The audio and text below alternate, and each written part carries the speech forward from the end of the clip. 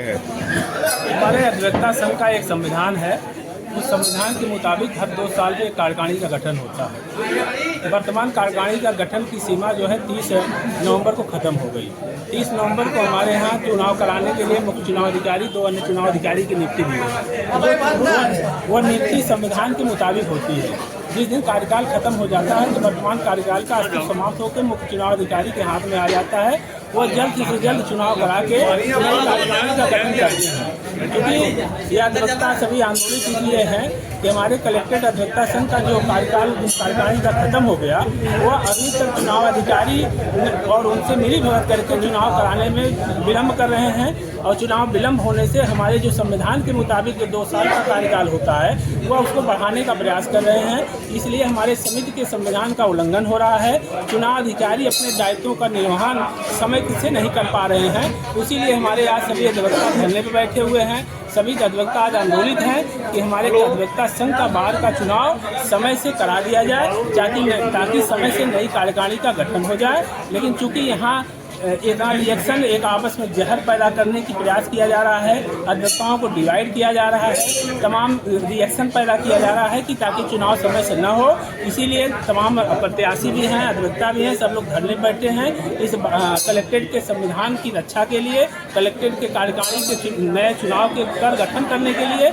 इसीलिए हम लोगों ने चुनाव अधिकारी से बार निवेदन कर रहे हैं कि क्योंकि आप संविधान के मुताबिक सारे अधिकार आपके अंदर निहित हैं। वर्तमान कार्यकारिणी का समय समाप्त हो चुका है, उनका कार्यकाल समाप्त हो चुका है, उनको किसी प्रकार कोई अधिकार नहीं है। इसीलिए चुनाव अधिकारी को हम लोग कह रहे हैं कि आप चुनाव करा के नई कार्यकारिणी गठन कर दीजिए। इसीलिए हमारे सभी अधिवक्ता आज धरने पर बैठे हुए हैं। क्या नाम है? आनंद मिश्रा के हमारे प्रवक्ता ने बताया है कि जो मौजूदा कार्यकारिणी है, पदाधिकारी हैं, उनका कार्यकाल समाप्त हो गया है। उन्होंने मतदाता सूची प्रकाशित करके एक चुनाव अधिकारी घोषित कर दिया है। लेकिन चुनाव अधिकारी महोदय जो हैं जाने अनजाने मामले को डिले कर रहे हैं कि चुनाव जितना दिन चलता जाए। इसलिए सभी लोग आंदोलित हैं और हम लोग यहाँ बैठे हैं। भ्रष्टाचार के खिलाफ नारेबाजी हुई। भ्रष्टाचार के खिलाफ तो नारेबाजी होबे करेगी।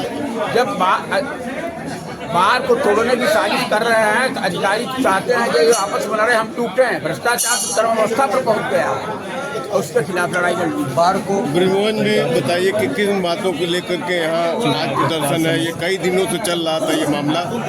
हम ये चाहते हैं कि हमारे अध्यक्ष मंत्री जो है उनका कार्यकाल समाप्त हो चुका है और चुनाव अधिकारी घोषित कर दिए गए हैं। चुनाव अधिकारी को लिस्ट भी दे दी गया है। हम लोग आंदोलित है कि चुनाव की तिथि घोषित कर दें, इसलिए जो है आज हम लोग आंदोलित है और सारे प्रत्याशी बैठे हैं, पूरा अधिवक्ता भी हम लोगों के साथ है। चुनाव की तिथि घोषित करने के लिए आज हम लोग आंदोलित है और अनशन पे बैठे हुए हैं। भ्रष्टाचार के मामलों के लिए भ्रष्टाचार में तो अधिकारी एकदम लिप्त है, इसमें कोई दो राय नहीं है। मेरे अध्यक्ष मंत्री भी उसी में लिप्त है, उसी में लिप्त है, उसी अधिकारियों के साथ दे रहे हैं जिससे वो भी भ्रष्टाचार में लिप्त है। वो इसमें दो राय नहीं है। इसीलिए हम लोग भी आंदोलित हैं। दलाली का अड्डा बन चुका है एकदम।